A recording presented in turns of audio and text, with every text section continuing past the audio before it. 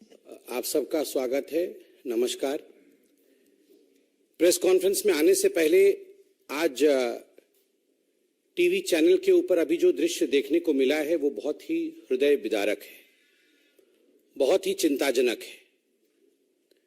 अभी राजस्थान के बयाना, भरतपुर के बयाना में जो दृश्य आप सबने देखा होगा, चैनल में अभी चल रहा है। एक ट्रैक्टर एक युवक के ऊपर, जिस युवक का नाम निरपत है, उस युवक के ऊपर चढ़ जाता है और युवक की वहीं पर तत्कालीन हत्या हो जाती है, उसकी मृत्यु हो जाती है। विभत्स दृश्य है। ये केवल एक युवक की हत्या का विषय नहीं है, एक युवक की मृत्यु का विषय नहीं है। ये केवल एक ट्रैक्टर एक युवक के ऊपर चढ़ गया, राजस्थान के एक गांव और एक जिले का विषय नहीं है। ये आज पूरे राजस्थान का विषय है। ये आज कांग्रेस शासित राज्यों का विषय है। बताया गया है कि प्रियंका वाड्रा राजस्थान आज पहुंच रही है। मैं आज भारतीय जनता पार्टी के प्रवक्ता के नाते और पार्टी के एक जिम्मेदार कार्यकर्ता के नाते आज प्रियंका वाड्रा जी से ये डिमांड करता हूं कि इससे पहले वो जनसभा को संबोधित करे। ये जो हृदय विदारक दृश्य है भरतपुर का, हत्या हो रही है, सरेआम हत्या हो रही है, उसकी रिकॉर्डिंग हमारे सामने है। ये लड़ाई कोई आज की नहीं है। अनेक वर्षों की दो परिवारों के बीच लड़ाई, पुलिस ने कंप्लेंट, उसके बावजूद हत्या। प्रियंका वाड्रा पहले उस गांव में जाए, पहले जाके उन पुलिस कर्मियों को, वहां के डीएम, वहां के एसपी और वहां के प्रशासन को सस्पेंड करके वो हिम्मत दिखाए कि वो केवल भाषण और स्लोगनिंग के लिए नहीं है, वो खड़ी हो सकती है। She has to project that she has the spine, she has the gall to visit Bharatpur, to visit the place where this gruesome incident, this gruesome murder has taken place only a while ago, and the video which has gone viral across the country and beyond is heart-wrenching. This is the call to Priyanka Vadra. Priyanka ji, विषय तो बहुत ही गंभीर है जिस पे आज हम press conference कर रहे हैं, मगर दृश्य देखने के बाद अपने आप को रोका नहीं गया। इसलिए हमने आपसे ये चैलेंज दिया है कि आप पहले वहां जाएं। अब मैं विषय पे आता हूं। हिंदुस्तान की ये खूबसूरती है, लोकतंत्र की ये खूबसूरती है कि जब चुनाव आते हैं तो घोषणा पत्र आते हैं। घोषणा पत्र एक पुलिंदा होता है, जवाबदेही का घोषणा पत्र एक पुलिंदा होता है कि हम क्या करेंगे जनता के लिए, हम किस प्रकार से जनता को आगे उनके विकास के लिए काम करें। अगर घोषणा पत्र आप लागू नहीं करते, जिन राज्यों में आपने इससे पहले शासन किया, जिन राज्यों में इससे पहले आपने घोषणा की थी और वहां घोषणा पत्र लागू नहीं होता है, तो कभी आप खालिस्तान के समर्थन में खड़े हो जाते हैं, तो कभी हमास के समर्थन पे खड़े हो जाते हैं। आज अशोक गहलोत खालिस्तान के समर्थन में उन्होंने बयान दिया है। राहुल गांधी और कांग्रेस पार्टी आज हमास के समर्थक के रूप में पूरे हिंदुस्तान और पूरे विश्व में वो देखी जा रही है। आखिर हमास का समर्थन क्यों करना पड़ रहा है? आखिर खालिस्तान के समर्थन के पीछे अशोक गहलोत को क्यों जाना पड़ रहा है? एक ही शब्द है, तुष्टीकरण। अगर घोषणा पत्र लागू किया होता हिमाचल प्रदेश में, अगर घोषणा पत्र लागू किया होता कर्नाटक में, तो आज खालिस्तान शब्द का प्रयोग नहीं करना पड़ा होता, जिस खालिस्तान के कारण इंदिरा गांधी जी की हत्या हुई। अभी एक विदेशी राष्ट्र में एक टैब्लॉइड गया था, इंदिरा गांधी की हत्या को सेलिब्रेट करने की कोशिश की थी। भारत के सरकार ने खड़े होकर उसका विरोध किया था, और आज एक कांग्रेस के सिटिंग मुख्यमंत्री खालिस्तान के लिए बोल रहे हैं। इसलिए बोल रहे हैं क्योंकि घोषणा पत्र ना तो हिमाचल प्रदेश में लागू हुआ और ना ही कर्नाटक में लागू हुआ। मैं लेकर आया हूं घोषणा पत्र। हिमाचल प्रदेश में क्या घोषणाएं की थी, कर्नाटक में क्या घोषणाएं की थी, और अंततो गत्वा किस प्रकार से उनका हश्र, उनका अंजाम नकारात्मक रहा, वो इंप्लीमेंट नहीं हुए भी तो इस प्रकार से हुए कि मिलने के बदले देना पड़ा, लेने के बदले देना पड़ा। आप देखिए, जहां तक हिमाचल प्रदेश का सवाल है, जो सबसे बड़ी घोषणा की गई थी राहुल गांधी जी द्वारा और प्रियंका वाड्रा जी द्वारा, वो क्या थी?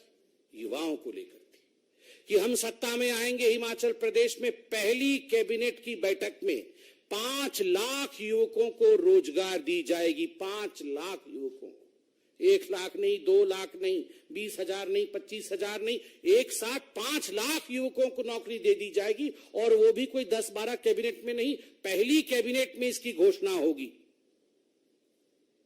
कुछ नहीं हुआ। कई कैबिनेट की बैठक हो गई, लगभग 11 महीने की सरकार हो गई है, कुछ नहीं हुआ। आज का टैगलाइन है, कुछ नहीं हुआ।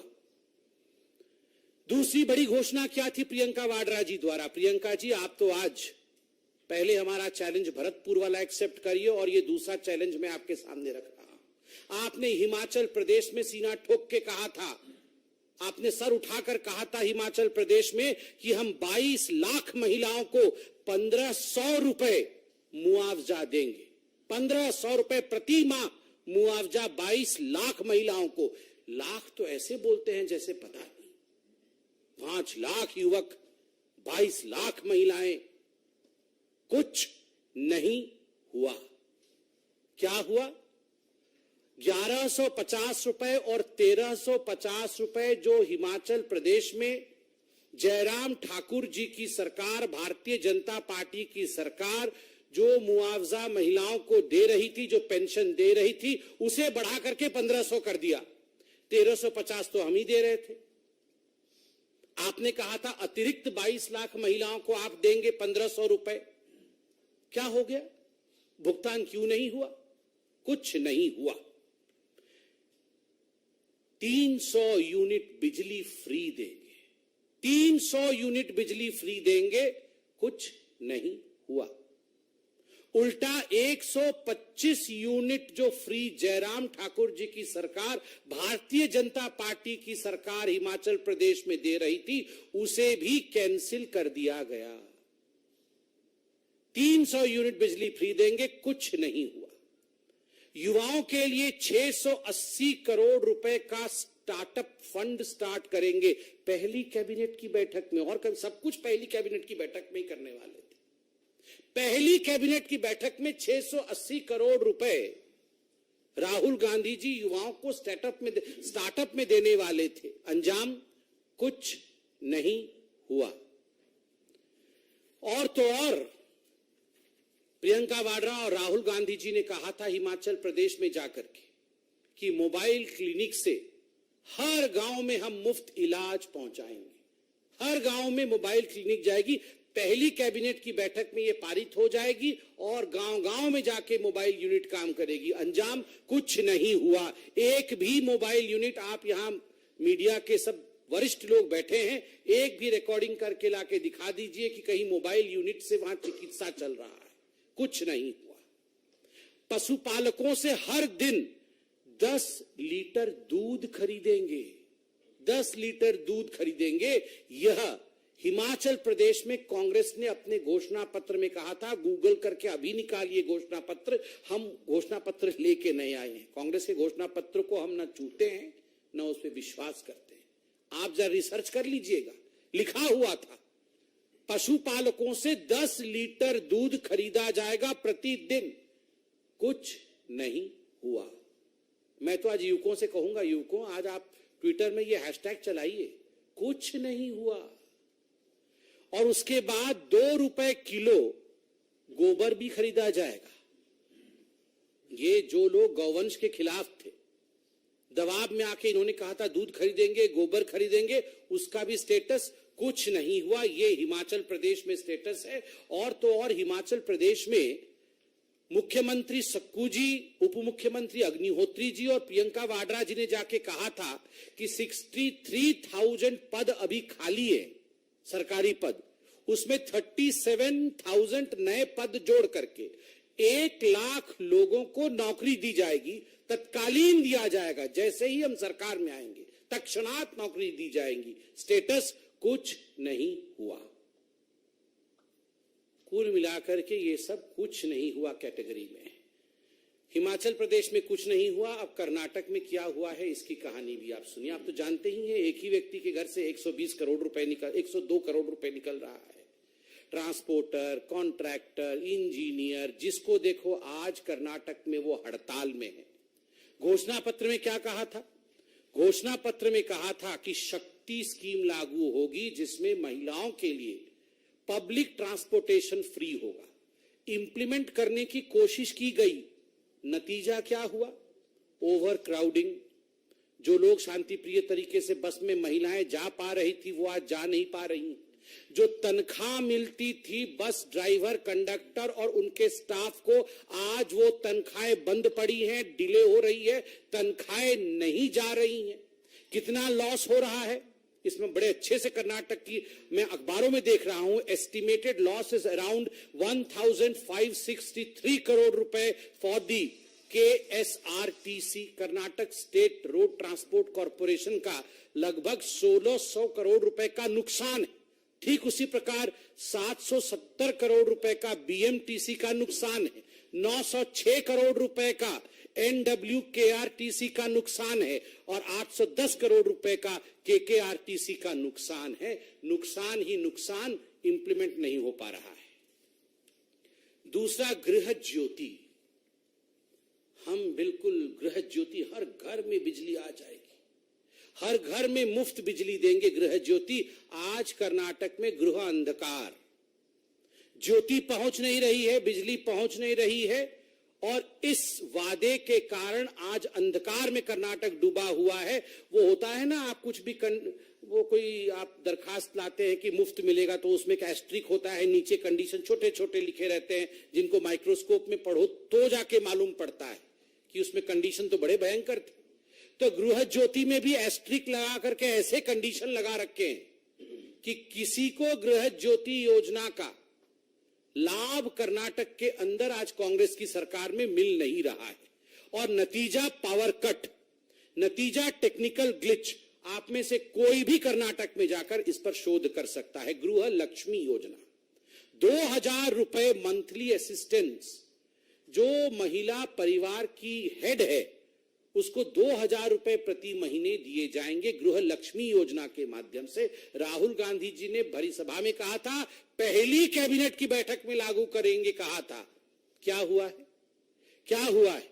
कंडीशंस अप्लाई कि पहले आप फैमिली के हेड बन जाइए, आधार कार्ड बदल दीजिए, टेक्निकली पहले अपने नाम को आप फैमिली के हेड के रूप में स्थापित कीजिए, ये वेरीफाई होगा, उसके बाद जाके असिस्टेंस देने का काम करेंगे। और अखबारों में क्या हेडलाइन छपा हुआ है, मैं हेडलाइन पढ़ देता हूं। Karnataka government partially suspends registrations for गृह लक्ष्मी स्कीम। जो रजिस्ट्रेशन करने की प्रक्रिया आरंभ की थी उसे उन्हें बाध्यतम सस्पेंड करना पड़ा। इसलिए सस्पेंड करना पड़ा क्योंकि टेक्निकलिटीज जो थी वो मीट नहीं हो रही थी। तो आपने अनाउंस क्यों किया राहुल गांधी जी? पहले आपको टेक्निकल विषय पे साउंड हो। वैसे राहुल एंड टेक्निकलिटी ये तो एक साथ कभी जा ही नहीं सकते। वो समझते कहां है? वो समझते कहां है टेक्निकलिटी? ये तो आधार के विरोधी थे, ये तो जैम के विरोधी थे। आज कह रहे आधार में ठीक करो, जैम में ठीक करो, तब गृह लक्ष्मी हम लागू करेंगे। इसके साथ साथ अन्य भाग्य योजना, हम 10 केजी चावल प्रति घर के हर सदस्य को 10 केजी चावल दिया जाएगा। आज क्या नतीजा है? दूसरे राज्यों ने भी कर्नाटक को मदद देने से इनकार कर दिया है। दूसरे राज्यों ने भी कहा है कि हम भी ये नहीं दे सकते हैं, आपको इसमें मदद नहीं कर सकते हैं। सारा का सारा ठीकरा केंद्र के ऊपर फोड़ने की कोशिश कर्नाटक की सरकार कर रही है। और जो 5 केजी चावल नरेंद्र मोदी जी की सरकार कोरोना के समय से दे रही है, उसकी भी acknowledgement, even the Karnataka government is not acknowledging what the Modi government is doing of giving 5 kg free rice to every family. बंधुगण, इतना ही नहीं, युवा निधि 3000 रुपए प्रति महीने कर्नाटक में जो अनएम्प्लॉयड युवक है उसको दिया जाएगा और 1500 रुपए प्रति महीने जो डिप्लोमा धारक युवक है उसको दिया जाएगा। 3000 जो ग्रेजुएट है और 1500 रुपए जो डिप्लोमा है। स्टेटस कुछ नहीं हुआ, नॉट इंप्लीमेंटेड। आप देख सकते हैं बड़ा बड़ा स्टेटस लिखा हुआ है, नॉट इंप्लीमेंटेड। बंधुगण, आज ये प्रेस कॉन्फ्रेंस हमने इसलिए किया है और ये पहला प्रेस कॉन्फ्रेंस नहीं है। हम जिन राज्यों में चुनाव हो रहा है, चाहे वो मध्य प्रदेश में हो चाहे राजस्थान में हो, उन चुनावी राज्यों में भारतीय जनता पार्टी, चाहे छत्तीसगढ़ में हो चाहे मिजोरम में, उन चुनावी राज्यों में तेलंगाना में भी भारतीय जनता पार्टी जाकर के ये जो विपक्षी दल है अपने घोषणा पत्र में जो लुभावने वादे करते हैं ताकि उन्हें वोट मिल जाए मगर उनका पालन नहीं करते हैं, इसका खुलासा भारतीय जनता पार्टी हर राज्य में करेगी। और भारतीय जनता पार्टी सीना ठोक के आज चैलेंज करती है, ऐसा कोई स्कीम नहीं है जो मोदी जी ने वादा किया है और डिलीवर नहीं किया है। हमने कहा था राम मंदिर बनेगा, बना। हमने कहा था घर में घुस के मारेंगे, एयर स्ट्राइक और सर्जिकल स्ट्राइक हुआ। जो हमने कहा है वो मोदी जी ने किया है। इसलिए लेट्स टेक दिस चैलेंज। जो हमने कहा है वर्सेस जो आपने कहा है, हमने किया है और वहां कुछ नहीं हुआ है। मगर इन सबसे पहले प्रियंका गांधी, प्रियंका वाड्रा जी से मेरी गुजारिश है, क्योंकि ये बहुत सेंसिटिव विषय है, मेरी गुजारिश है कि भरतपुर वाले विषय में तुरंत वो भरतपुर के लिए रवाना हो और वहां जाके प्रशासन को सस्पेंड करे, वहां जाके गहलोत जी की तरफ से क्षमा याचना करे। और खालिस्तान पर भी जो गहलोत जी सोचते हैं, क्या वही गांधी परिवार सोचती है? हमास पर तो क्या सोचती है वो हम जानते हैं, मगर खालिस्तान पर जो अशोक गहलोत सोचते हैं, क्या वही प्रियंका वाड्रा और राहुल गांधी सोचते हैं? इसका जवाब भी आज प्रियंका वाड्रा दे। बहुत बहुत धन्यवाद। कोई प्रश्न हो तो अवश्य पूछे।